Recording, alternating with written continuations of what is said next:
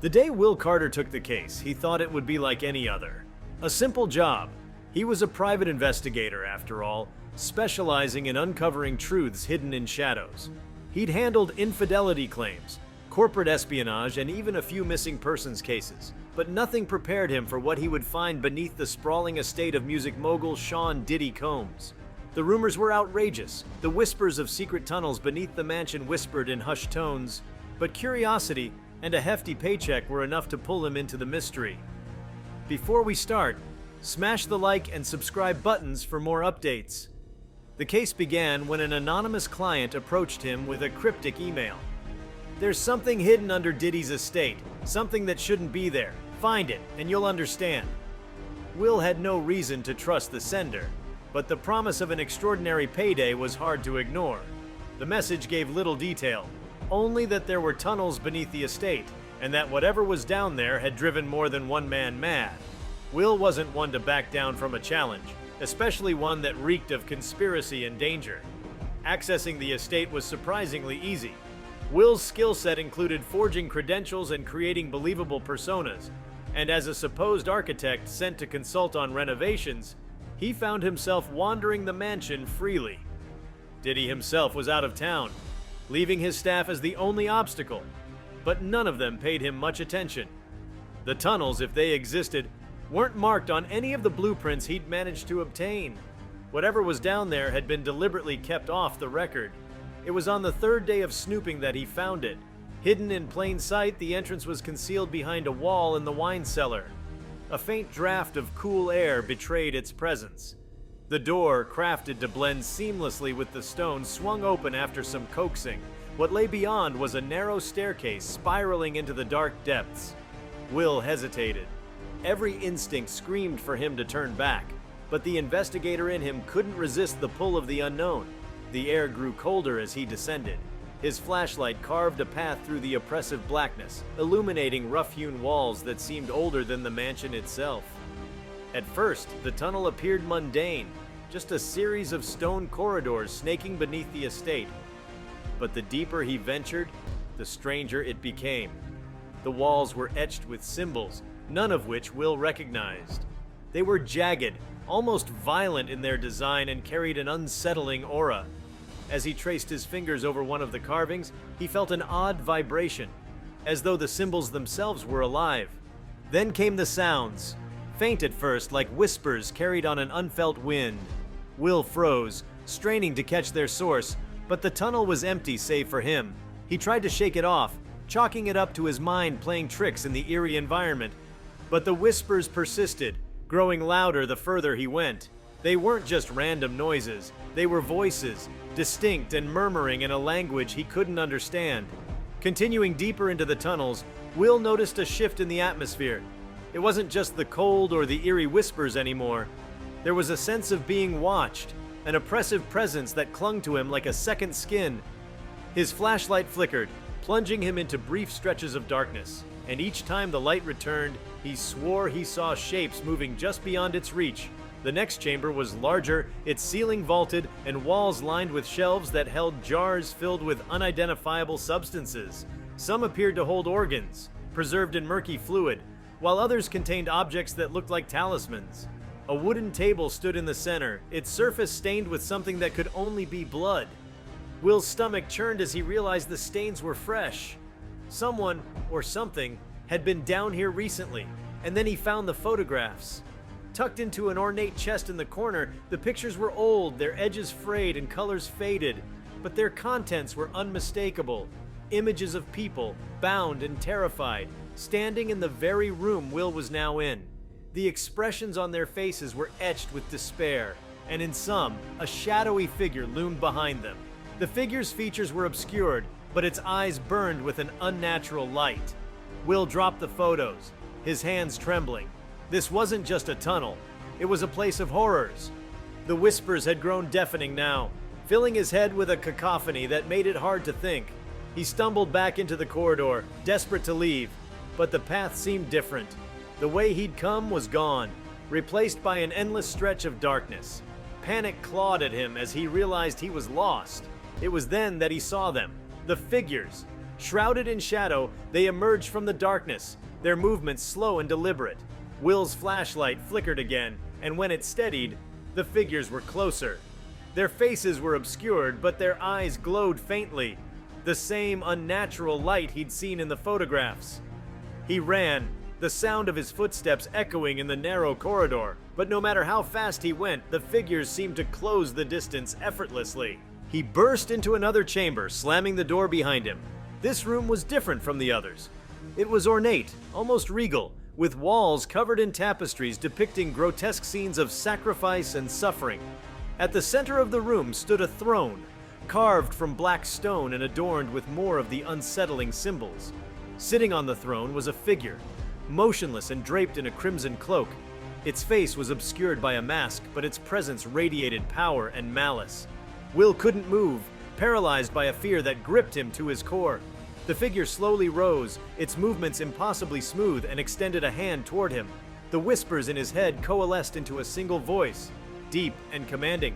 "You shouldn't have come," it said, the words reverberating through the room like a physical force. The next moments were a blur. Will remembered running, the tunnel twisting and warping around him as though it were alive. The figures pursued him, their glowing eyes searing into his mind. Just when he thought he couldn't go any further, he stumbled into the wine cellar, the concealed door slamming shut behind him. He fled the estate that night, his mind racing with the horrors he'd seen. The photographs, the symbols, the shadowy figures, they haunted his dreams, invading his every thought. He tried to make sense of it, to piece together what he had uncovered, but the answers eluded him. The anonymous client never contacted him again, and every attempt to trace the origins of the tunnels led to dead ends. Will quit his job as a private investigator shortly after. The case had left him broken, a shell of the man he once was. He couldn't shake the feeling that the tunnels were still watching him, that the things he had seen weren't confined to the dark depths beneath the estate. They were out there waiting, and he had no way of knowing when they would come for him. Years later, the mansion was sold, and rumors swirled of strange occurrences on the property. People spoke of hearing whispers in the night, of shadows that moved when no one was looking.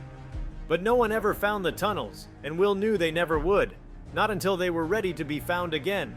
Will's life became a fragmented shell of what it once was, a grim shadow that trailed him long after he fled the mansion. Nights were sleepless, his dreams consumed by the figures from the tunnels. He tried to return to normalcy, picking up smaller investigative cases to distract himself, but the memories wouldn't let go. Every dark alleyway, every creaking floorboard in his apartment felt like an echo of the tunnels calling him back. He even moved cities, desperate to escape the lingering dread. But some things can't be outrun. The nightmares escalated, vivid and suffocating. In them, Will found himself back in the labyrinthine corridors, wandering endlessly as the whispers grew louder, until they weren't just whispers, but screams that tore through his skull. The shadowy figures were always there, circling just beyond his reach, their glowing eyes the only constant in the ever-shifting darkness. Then there were the symbols. They began appearing in his waking life, scrawled on walls, etched into pavement, even carved into the bark of trees outside his window. At first, he thought it was paranoia, his trauma playing tricks on him. But when he spotted one of the symbols carved into the doorframe of his apartment, he knew it wasn't in his head. Someone, or something, was watching him. He tried to tell people, friends, colleagues, even strangers at bars, but the words sounded insane the moment they left his mouth.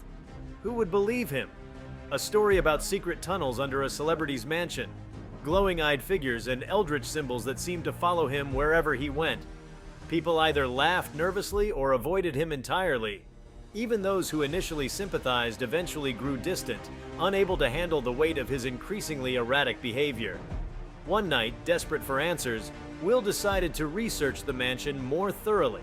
He delved into its history, combing through old newspapers, property records, and forums dedicated to urban legends.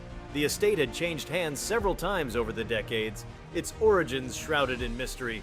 The earliest record he found dated back to the late 1800s, when the property had been owned by a reclusive industrialist named Elias Marrow. Rumors swirled that Marrow had been involved in occult practices, hosting clandestine gatherings for the elite. But any concrete evidence was scarce, buried under layers of time and secrecy. The more Will uncovered, the darker the history became. He found mentions of disappearances tied to the property, servants, visitors, even locals who had ventured too close. The police had investigated at the time, but no bodies were ever found, and the cases went cold. The tunnels, if they existed back then, were never mentioned, but Will suspected they were the key. He also found scattered accounts of strange phenomena, livestock dying inexplicably, bizarre lights in the sky, and eerie sounds that locals claimed came from beneath the earth. One particularly chilling account came from a journal entry dated 1923. The author, a journalist investigating the estate, wrote of hearing whispers in the woods surrounding the property. He described finding a hidden entrance to what he believed was an underground network. Though he never ventured inside, his final entry was a rambling, incoherent mess filled with frantic warnings. "It sees me! It knows my name! Do not let it out!" The journalist vanished shortly afterward. Will's obsession deepened. The tunnels weren't just a physical place. They were something more, something alive. Whatever inhabited them had touched countless lives, weaving itself into the fabric of the estate's history. And now, it had reached out to him. Despite his fear, Will couldn't resist the pull to understand. He started noticing patterns in the symbols that appeared around him, as though they were part of a language. He spent hours sketching them, comparing them to his photographs from the tunnels. Over time, he began to see connections, recurring shapes and motifs that seemed to hold meaning, but deciphering them was another matter entirely. One night, as he pored over his notes, a sudden knock startled him. It was past midnight, and he wasn't expecting anyone. When he opened the door, there was no one there, only an envelope resting on the floor. Inside was a single photograph. It was of him standing in the tunnels, flashlight in hand. But this wasn't from his perspective. It was taken from behind him. His blood ran cold. Someone had been down there with him that night. Someone or something had been watching. The photograph reignited his determination. He couldn't live like this anymore, trapped between fear and unanswered questions. He had to go back, no matter the cost. If he didn't face whatever was in those tunnels, it would haunt him forever. Will spent weeks preparing. He upgraded his equipment, stronger flashlights, a portable GPS device, a recording camera, and weapons. Though he wasn't sure what good they'd do against whatever waited below, he also mapped out an entry plan. Returning to the mansion itself was too risky, so he focused on the surrounding property, hoping to find another way in. The land stretched for miles, much of it dense woods that hadn't been fully explored in decades. If there were other entrances, he'd find them. His break came when he stumbled upon an old well in the forest, its stone rim overgrown with moss. The well had been sealed with a rusted grate, but the symbols carved into its stones were unmistakable. It took hours of prying, but he finally managed to remove the grate, revealing a dark shaft that seemed to descend endlessly. With his equipment strapped to his back, he began the climb down. The air grew colder the deeper he went, the darkness swallowing him whole. When his feet finally touched solid ground, he realized he was back. The tunnels stretched before him, their oppressive silence broken only by the faint sound of his own breathing. He activated his GPS device, marking his location as best he could, and began his descent into the unknown. This time, the tunnels felt different. They seemed to shift subtly as he walked, the walls almost breathing. The symbols glowed faintly, pulsing in rhythm with an unseen force. The whispers returned, louder and more coherent. They weren't just voices. They were calling to him, luring him deeper. He encountered the first chamber again, the altar still adorned with its grotesque objects. But this time there was something new, a figure, cloaked and motionless, standing behind the altar. Its face was obscured, but it exuded a palpable menace. Will raised his weapon, his hands trembling, but the figure didn't move. Slowly it raised an arm and pointed deeper into the tunnels. Will hesitated, every fiber of his being screaming at him to turn back. But he couldn't, not now. The journey grew more harrowing. He passed chambers he hadn't seen before, each more grotesque than the last. One was filled with skeletal remains arranged in intricate patterns, their hollow eye sockets seeming to watch him. Another was dominated by a massive mural, its vivid colors depicting scenes of torment and sacrifice. The figures in the mural bore the same glowing eyes as the ones that haunted his dreams.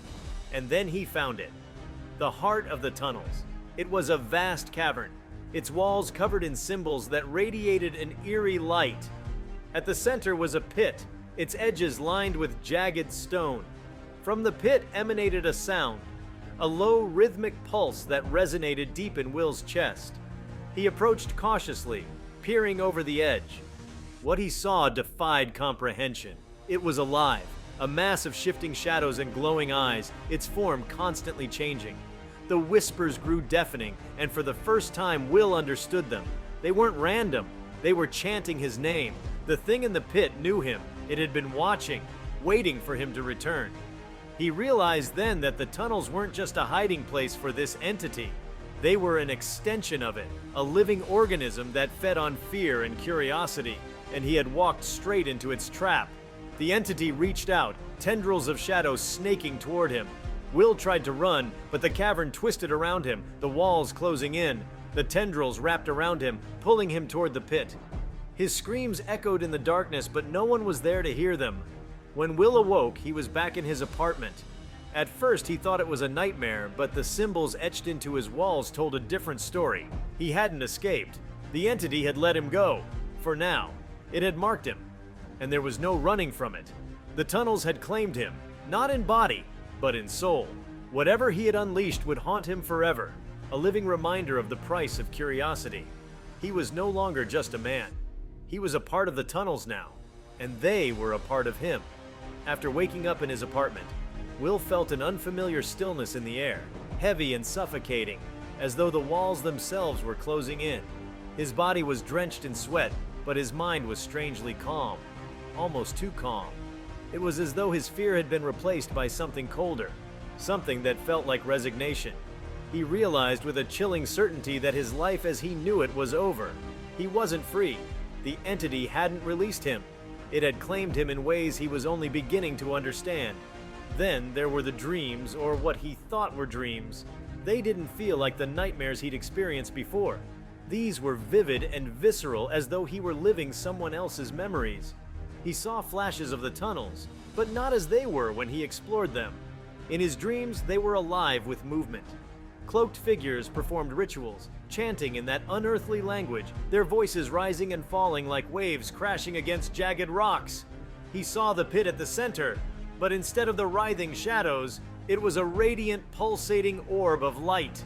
It seemed to call to him, beckoning him to step closer, to offer himself.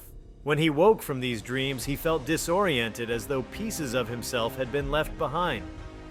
Objects in his apartment seemed to move subtly from their places, his notes and sketches about the tunnels mysteriously rearranged into patterns he didn't recognize. The symbols followed him everywhere now, on buildings, in graffiti, even in the grain of wood furniture. Sometimes he thought he heard faint chanting in the background noise of his city, in the hum of an air conditioner, the rumble of subway tracks, or the rustling of leaves in the park. Will tried to push forward, convincing himself he could outlast whatever hold the tunnels had over him. But it wasn't long before he began losing time. Hours, sometimes whole days, would vanish without explanation. He'd find himself in unfamiliar places, an alley miles from his apartment, a decrepit warehouse by the docks, or once, horrifyingly, at the edge of a forest he didn't recognize. Each time he felt a lingering sensation, like an invisible thread pulling him towards something he couldn't see but instinctively understood. It wasn't until one of these blackouts ended that Will truly grasped the depths of his connection to the entity. He woke up in a basement, someone else's basement, surrounded by photographs, clippings, and artifacts from the tunnels. He wasn't alone. A man sat across from him, his face pale and gaunt, his eyes wide with a mix of terror and reverence. "You brought it with you," the man whispered, his voice shaking. "It's here now, isn't it?" Will didn't answer. He didn't have to. The symbols on the walls seemed to pulse, faintly glowing in the dim light. The whispers were back, but this time, they were louder, almost deafening. They weren't just calling to Will anymore, they were calling to everyone. If you liked this video, please give it a like and subscribe to our channel. Also, leave your comments below and tell us. What are your thoughts on what the private investigator might discover in Diddy's tunnels? We want to hear from you. Thank you for watching and see you next time.